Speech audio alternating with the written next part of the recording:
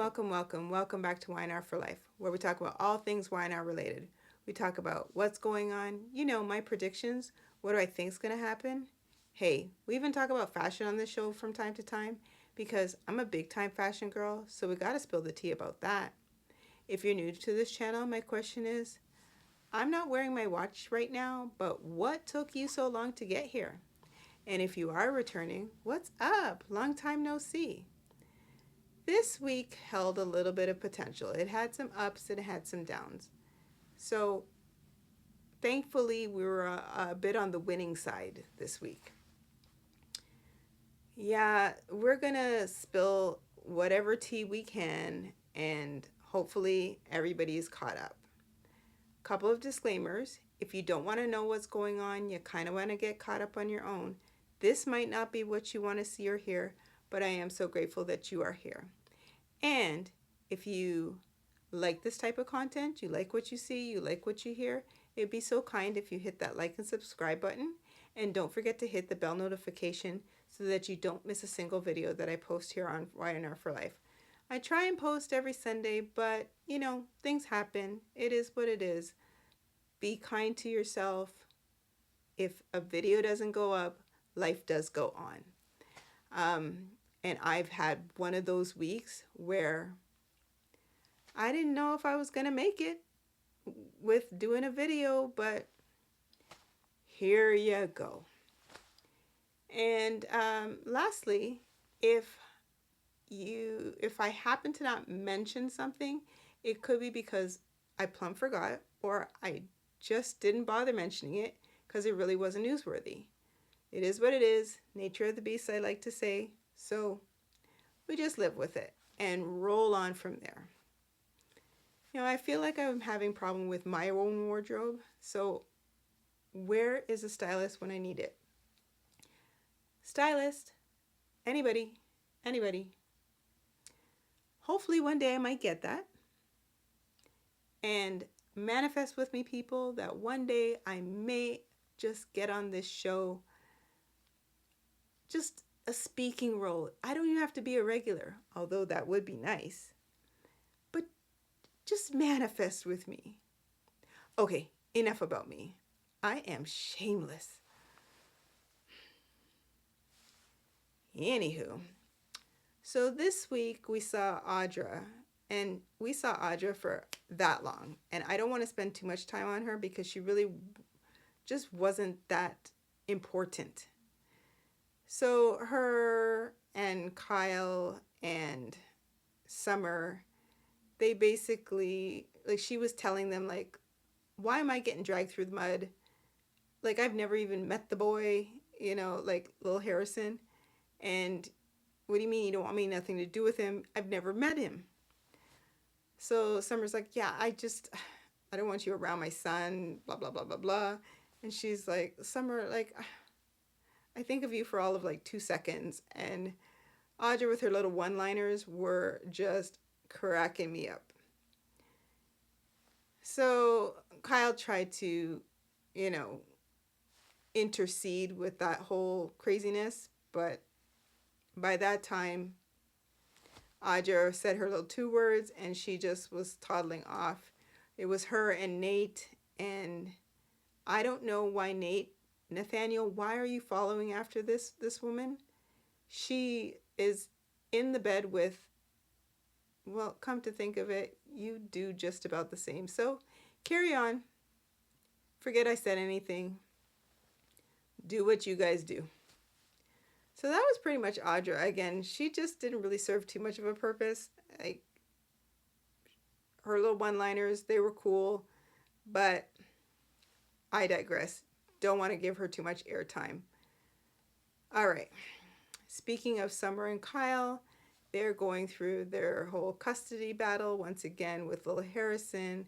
Kyle basically was like, look, can we just be amicable and not include the lawyers and just come up with an agreement where we just kind of remain as co-parents, that kind of thing. And she's like, let me think about that. He's like, oh, you got to think about that? She's like, yeah. Well, she ends up telling do-gooder Chance, who he pops in, pops out, pops in, pops out whenever he feels like it. And usually it's to get a hotel room. Like, does he work? I mean, I know he's got a job, but does he actually work? He walks around in a suit and tie, but I have never seen him do anything. At least from time to time, you'll see Billy with like some sort of file folder of some sort, like a presentation folder. But Chance, nothing. Just walks around, pops in whenever the spirit moves him. So Summer was like, look, I just don't want Audra anywhere near my son. And Kyle has changed. He's like somebody I don't even know. He's making all these poor decisions. Summer, you really bother me. Like, when did you become so self-righteous? You sound exactly like Phyllis. And again, I'm normally a Phyllis fan, but yeah, just Summer, you need to cut it out. You're getting to be a little too much. Although I will give her this week her black dress with the gold necklace that came down and cascaded in between um, that neckline. It was classic. It was chic. It was just very elegant and quaint. I will give you that. You looked on point. Far cry from weeks ago with that. What was it? Was it a denim dress or something that was all sorts of wrong? Or was it the one? Oh, it was a couple good weeks ago where I was like, ugh, didn't look good on her. Oh, I know. It was that blue faux leather getup. Just all sorts. She looked so uncomfortable in that. Well, this one, it it was it was draped. It was really elegant. So I will give her that. Okay, back to her and Do-Gooder Chance. Um, they had their date, which is why she was in the black number. And when they were getting ready to retreat up to her room at the club, that's where Kyle was, because I believe he had had a conversation with his father. That didn't go over well. And he basically was like, hey, Summer, did you happen to think about what I asked? And she's like, yeah, I gave it some thought. I think that we should still contact our mutual lawyers and have something drafted up. He was okay with that, and let's just hope that we can be done with that. Before I get into the Jack and Kyle story, let's backtrack to Claire and Kyle, where at the Abbott place, Claire shows Kyle a paper bag puppet that Harrison made for him in his father's likeness. It was a cutesy wootsy moment. I didn't get it, but it was a cutesy wootsy moment. And I guess you needed that moment in order for Kyle to basically say, hey, Claire, are you busy? Let's go to dinner. And she said every excuse under the sun in order to not go, but then she caved and said, nothing set in stone on my end. Okay, let's go. Well, that was the quickest change of heart I had ever seen. Anyway, so he took her out because he wanted to talk about picking out homes, because if she's the nanny, he values her input, and because she's going to be there, and so he wanted to know her thoughts. Kyle, just tell the girl that you like her. Claire, tell him that you like him, and please the two of you just ride off into the sunset together because you're boring me. You're boring me. I still err on the side of caution where Claire is concerned. I feel like maybe some of her past indiscretions may come back up sooner than later, but we shall see. So at that point, she won't be so much of a golden child. But I guess she is right now because, once again, nobody has seen Katie, nobody has seen Johnny, nobody knows where Reed is whatsoever. You forgot about Reed, didn't you? I forget about him all the time. Never mind little Christian. When last have we seen Christian? Shouldn't he be as old as like Johnny right about now? Or at least Connor. And why is Connor so much younger than Johnny? I'm a little confused. Oh well, that's what you get. Yeah. So they went out for dinner. It was nice and quaint. But I just moved them right along. I felt like it was a scene filler, but such is life. All right. Who should we talk about next? Well, still staying with Kyle. He's got like this big chip on his shoulder still. It's not even a chip. It's like a boulder where his parents are concerned. And Diane is trying her best to, mend fences with him. But I don't know if that's going to happen. Here's what I think's going to happen is that Victor is going to toss Kyle aside somehow, and he will have no choice but to go back to Jack and Diane, tail between his legs, ask for forgiveness, and hope to Heidi Ho Heck that he gets a position at Gibeau. Just saying. Because this whole glissade nonsense is only going to last that long. Just saying. All right. Kyle and Jack had a run-in at the club. And not in a bad way, but they ran into one another. And Kyle was like, can you kind of pretend like, you didn't see me and just keep it moving? And he's like, well, no, you're still my son and I love you. And, can we just have like a civil conversation? And well, yeah, that didn't fare well at all. By the end of it, Kyle was like, yeah, I'm out. And again, I feel like my prediction very well may happen. Not now, but down the line. All right. Who should we talk about next? Lily with Billy. If those two aren't at loggerheads, I don't know who is. So Billy and Lily, they basically have it out at the office.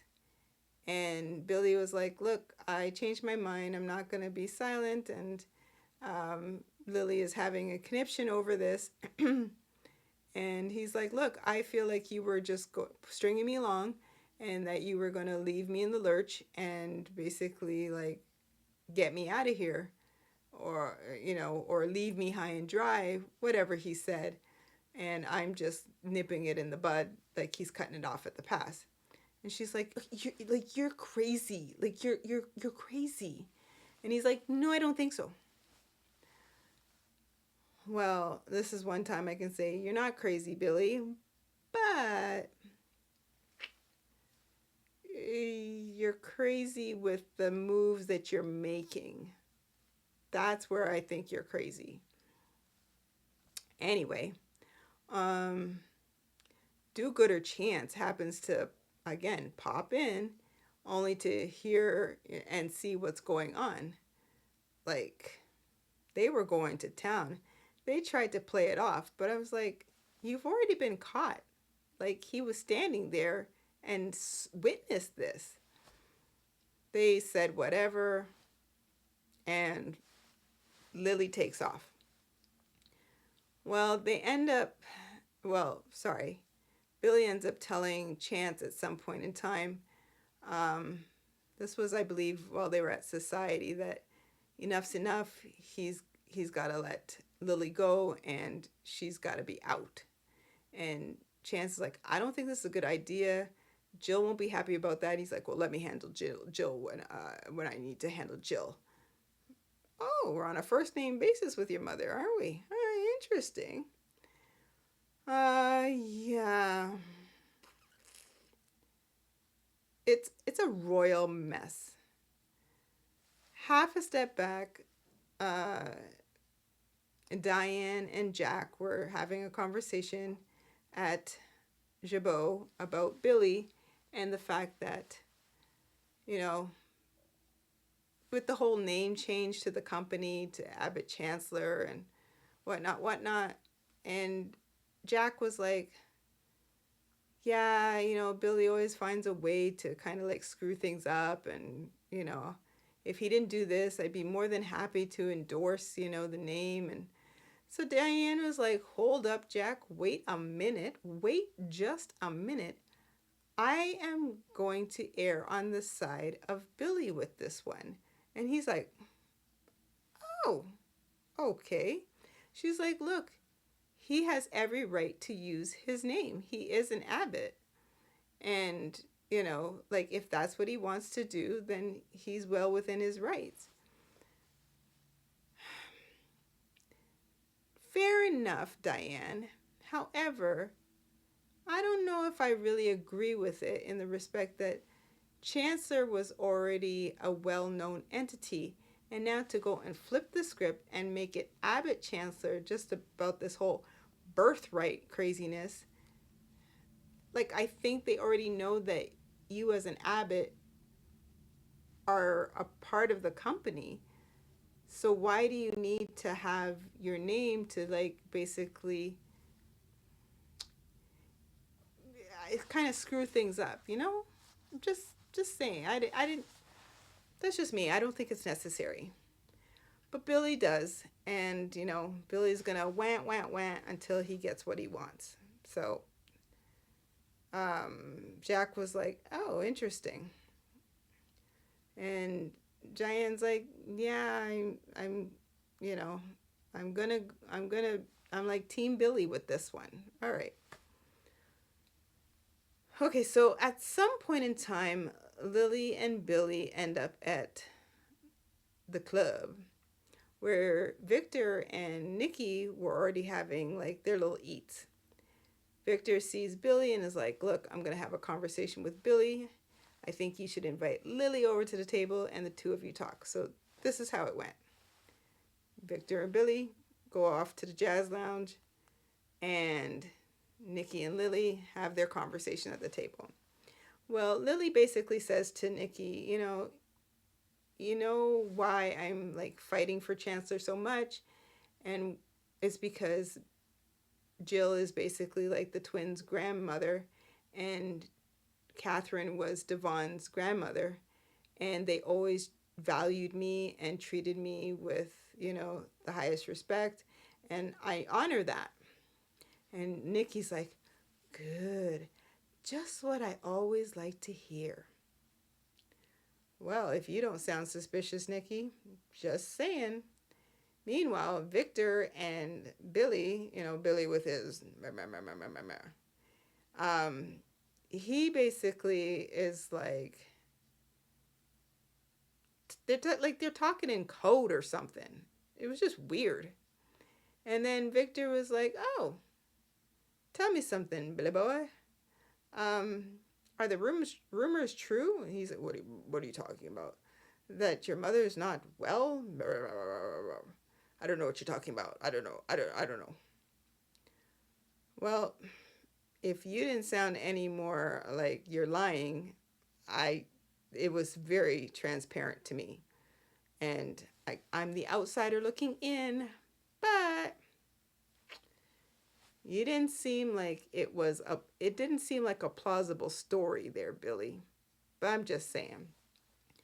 So by the end of that conversation, Victor basically tells Billy, you need to watch your arse. You need to watch it. And Billy's like, basically like, bring it. And so they part ways. Billy sends Lily a message saying, I need to speak with you like toot sweet.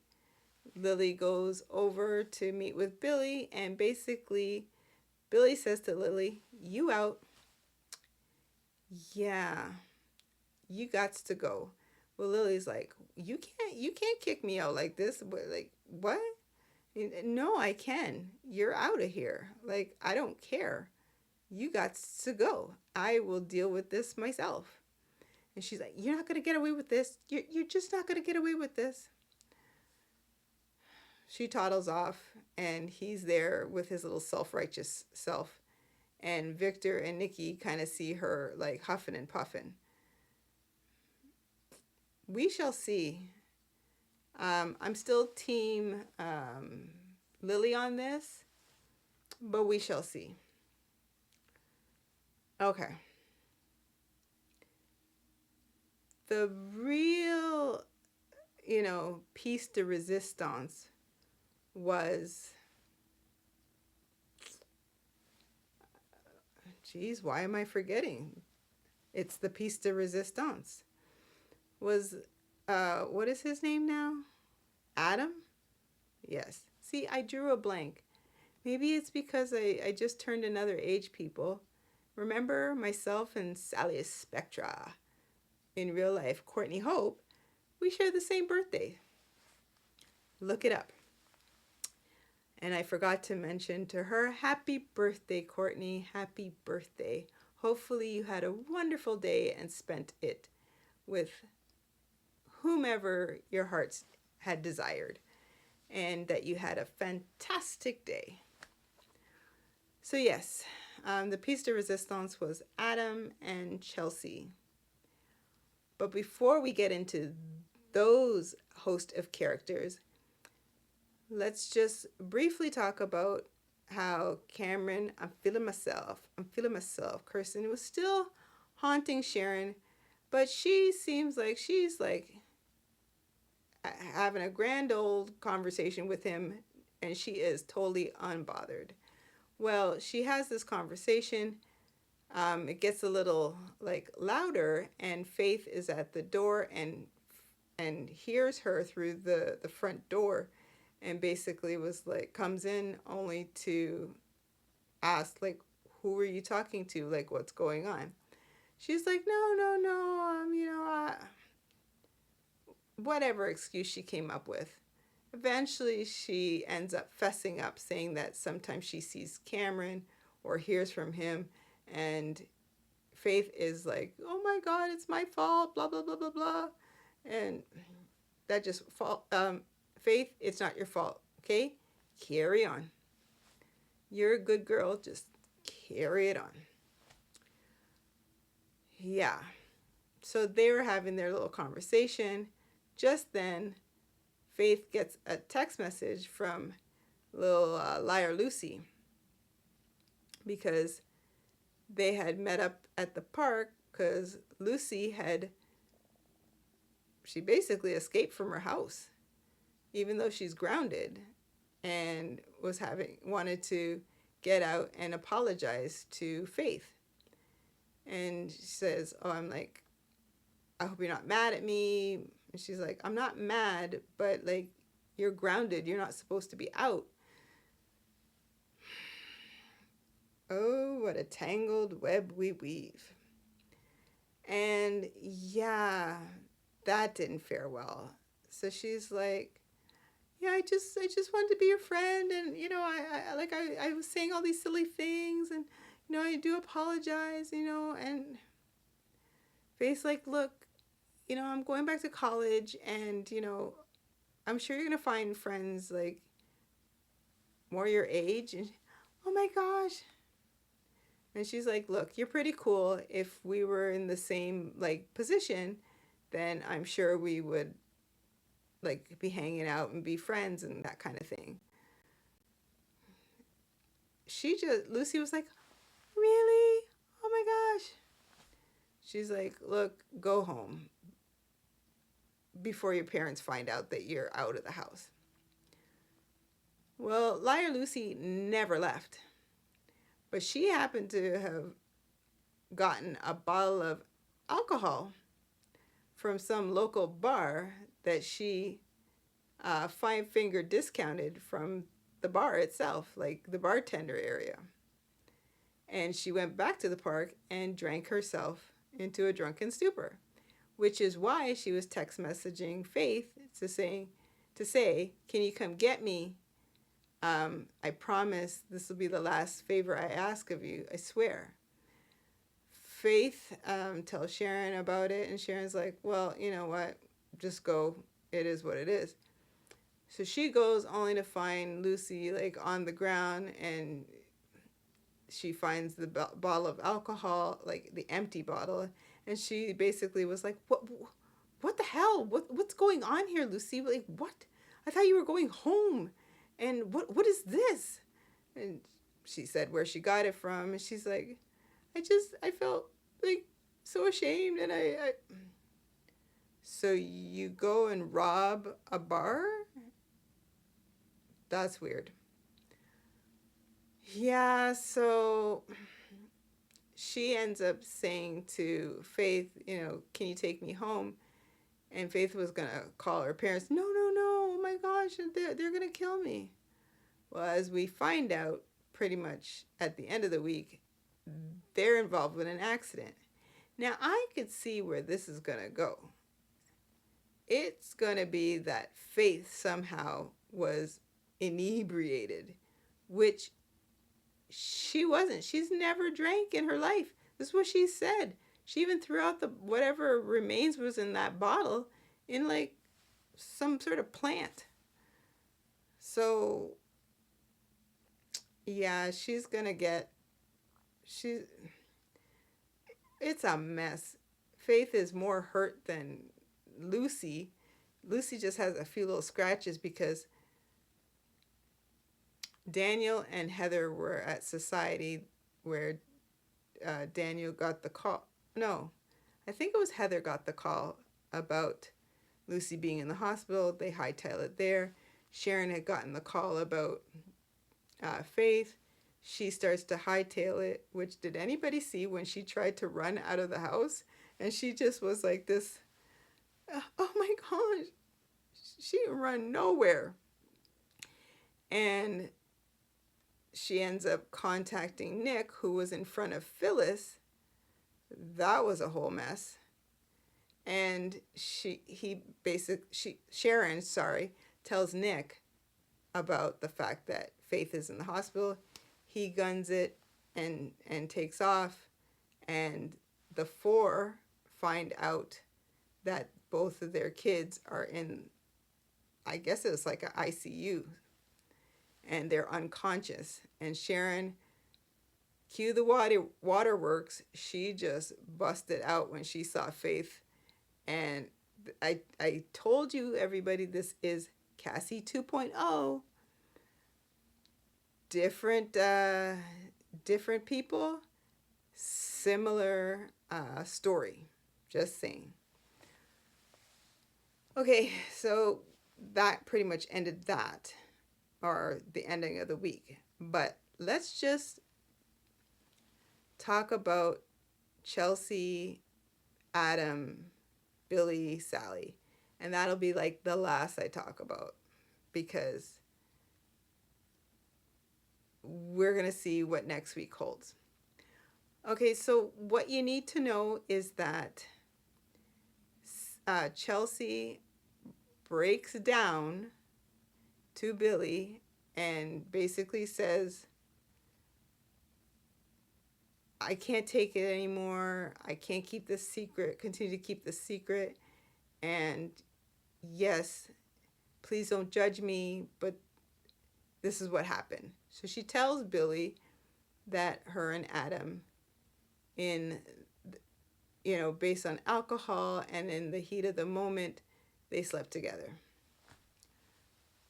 Billy is like fighting back the tears, and she's like, Billy, I love you. Oh my gosh.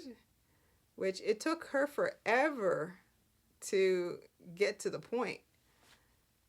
Even my brother was like, well, that was dramatic. I go, yeah, ye who are long-winded. She just kept droning on and on about don't judge me, and before she got to the point. Thankfully, she got to the point. Meanwhile, over at Adam and Sally's place, Adam, you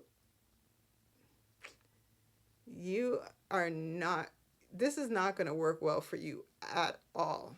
You should have just fessed up. Well, based on what I just said, he didn't fess up. He point blank, when even though Sally asked him a yes or no question, did you or did you not sleep with a Chelsea in Baltimore? And he just tiptoed around everything and eventually was like, no, I did not. What a lie! Meanwhile, Chelsea had just confessed to Billy. Oh boy.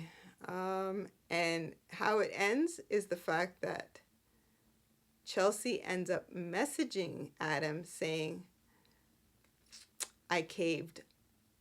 I'm sorry, but I caved and I told Billy the truth that we slept together. And it was like deer in headlights for Adam. Like, how you gonna weasel out of this one? You should have just been honest. From the time you guys touched back down in Genoa City, the two of you should have been honest. This whole tippy-toeing around everything, that, come on. So, I don't know. I don't know where this is going to go, except down the drain. Way, way down the drain. So Adam, your goose is cooked. Chelsea, you pretty much, I don't know if you're going to recover from this with Billy. Billy had gone to the park, screamed his lungs out. And by the way, where did Billy's tattoo come from all of a sudden? I ain't never seen that. Me and my brother were like, where'd that come from? He's a cool Billy now. That's weird. If you paid attention, it was there. Can't remember which arm, but it might have been the right arm. Because if you're looking at the screen, I feel like it was on this side. But whatever. So yeah, that was pretty much the week.